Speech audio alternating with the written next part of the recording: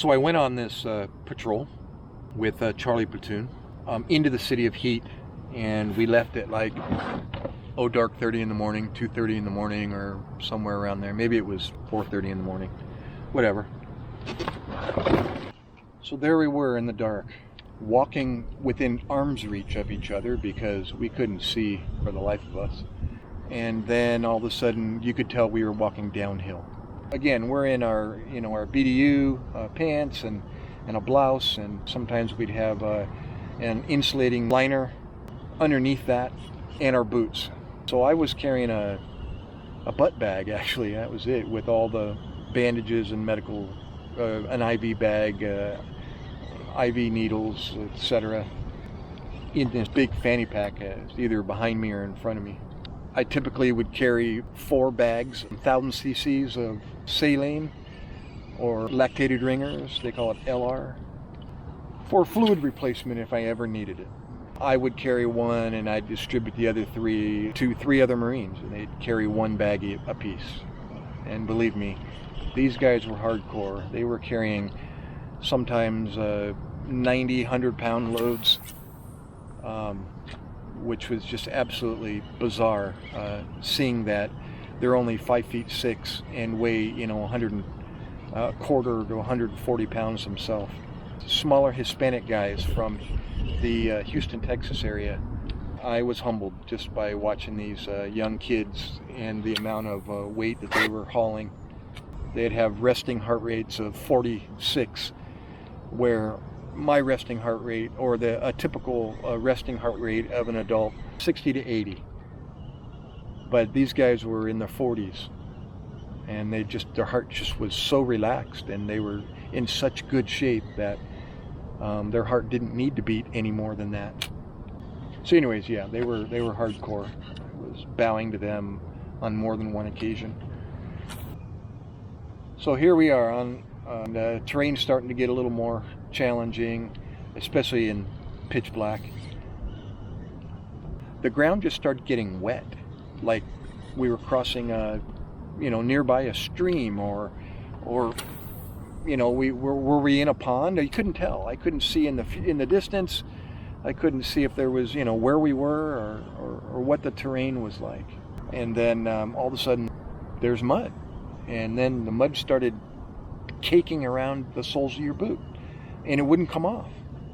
And next thing you know, you've got this giant lump of sticky mud that is just building up on the sole, on the bottom of your boot. And now when you're taking a step, you're literally rolling on a round lump of mud, and it's hard to balance, and made things even worse. Well, then the mud started getting up to your ankles, and now your feet are getting stuck, and you're struggling just to lift up your foot to take another step. And everybody's experiencing this, and I'm the medic, I'm the doc, so my responsibility is the welfare of the Marines. And so I started thinking, should I be voicing myself, my concern? And the answer in my head was absolutely. I got to tell somebody. I got to mention it, at least get some info as to, what's going on? Where are we going? What's the terrain like ahead of us? Is it getting worse? Is it going to get better? What's the deal?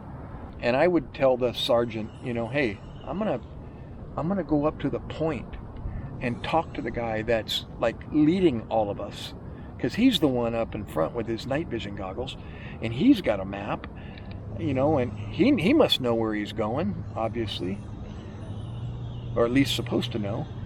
So I want to know if maybe he's lost, maybe we shouldn't be going this way, maybe there's an alternative. So I make my way up to the guy. He literally tells me, I don't know, Doc. And he's pointing to this headset that he's got on. He's like, they're telling me to push on. Well, by this point, we are literally in water. The water is up to our knees. And that's no exaggeration. It got worse. So I'm putting it mildly at the moment. water got up to our knees, and now we're wading through water and mud underneath that is sticking and creating incredible suction, and it's just getting worse. You know, and occasionally somebody would trip and fall in the water, so now they're all soaking wet in there. And we were told this operation was just going to be for like 6 hours. It's like 6 hours from beginning to end, or whatever. It was just going to go in, gather intel, take some pictures, walk the streets from point A to point B, and then get picked up at the egress and by a 7-ton truck, and then on back to the FOB we'd go.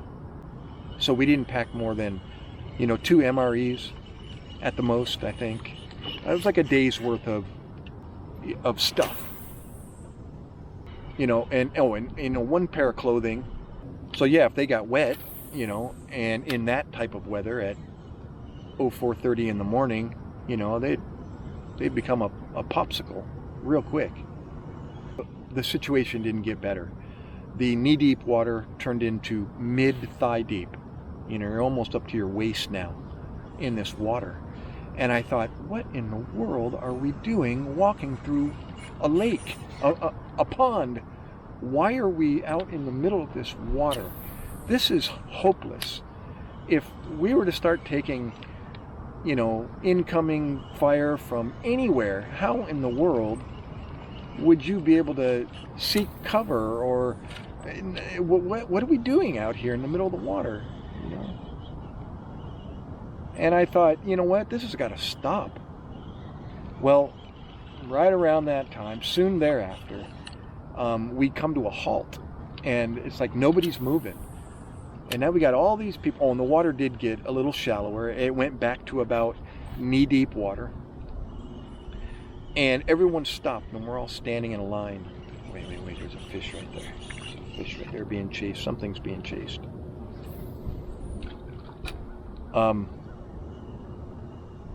And I wander up to the front because everyone's kind of accordioned together, and I want to know, what happened? Why are we stopped? And I know the point guy must know. So I get up to him, and he's like right at the border of this channel of water. There's a berm separating the body of water that we're standing in, and then this canal. Thing's about 10 feet wide. And on that other side of that body of water is a wall. I mean, a man-made wall, all made of brick or stone or whatever. And on the other side of that is buildings. There's a street. We've reached the border of the actual, city. And he had his map out, and he was trying to figure out, which way to go. Do you go left? Do you go right? He asked me when I was up there talking to him, he said, "What do you think, Doc? You think I can cross?" And I'm looking, trying to get my night vision, working in my own eyes, and I'm looking going, "Dude, that looks deep." He goes, "Yeah, it does, doesn't it?" He says, "I can probably make it to the other side." And I'm like, "No, dude, don't even go there." Well, I must have turned my back or turned my head or whatever. His name was Corporal Linan, Linan, I believe. Remember to this day. And he says, I turned my head, or I turned around, and next thing you know, I heard a splash. And I look over, and he's got his, oh my gosh. Something is chasing it. Yep. I think it's pickerel.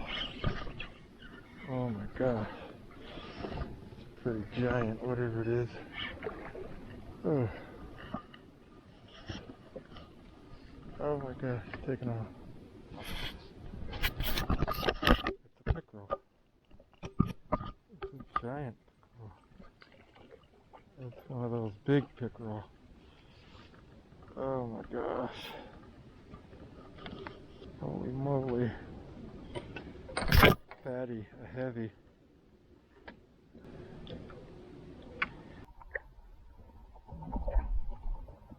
So there he is, floating in the middle of this moat. I can see he's trying to tread water, and he's got, you know, his full equipment on. He's got his helmet on. He's got his M16 in one hand. He's got his flak jacket on. He's got 20 pounds of sappy plates inside his vest, and he is not doing well. He's struggling, and next thing you know, he's looking right at me, and he says, "Help me, help me." He goes under, and I've got a drawing that I drew from memory. I'll put it up in the video, and it's of him, his helmet above. The only thing that's above water is his helmet. It looks like his helmet is floating on top of the water. He looked like he was reaching from the grave, and that's when I'll admit, I froze. I was like, OMG, what am I going to do? And things just flashed before me in my eyes, like, if I go in there, I'm going to be stuck. Same thing's going to happen to me. How am I going to help him if I go in? And then within, I'm sure it was just seconds, the Marine behind me all of a sudden reaches with his M16, the barrel is M16, and puts it right in Linan's hand. Now, I had an M16 with me, with my 9mm on my leg, but I didn't think of that. Well, thank God the Marine behind me did.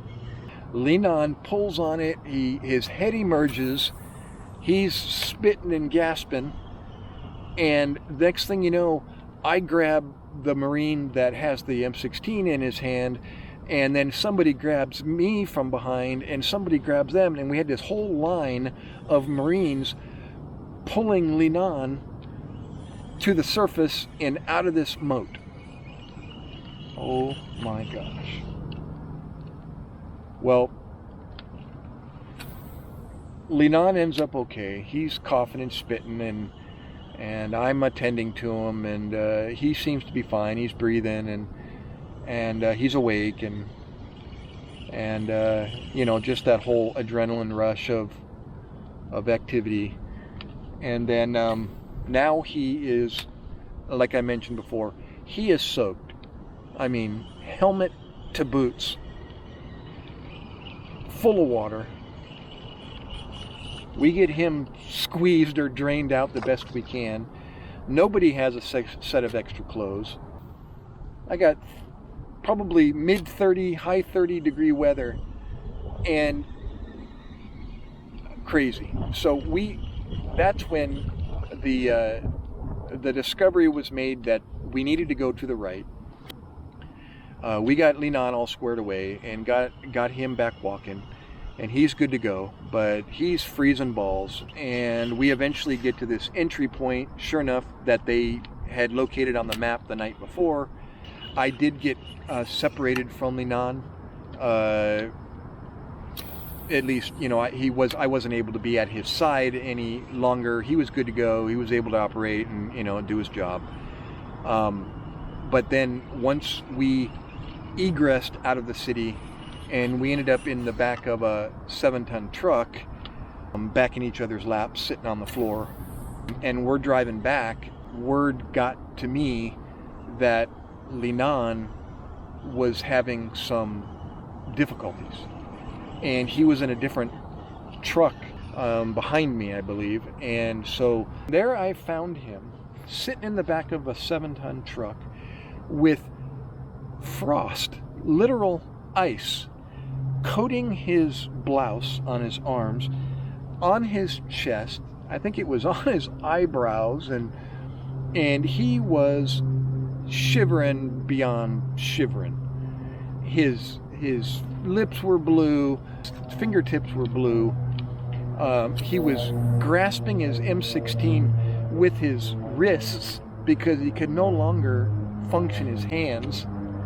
And, you know, traveling down the highway at 45 miles an hour, you know, with the wind chill, I ended up figuring out that the wind chill factor, going 45 miles an hour with the temperature being 27 out at that particular time.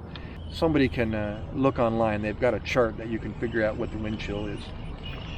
Anyways, maybe it was 7, whatever it was extremely cold. No wonder Linan looked the way he did.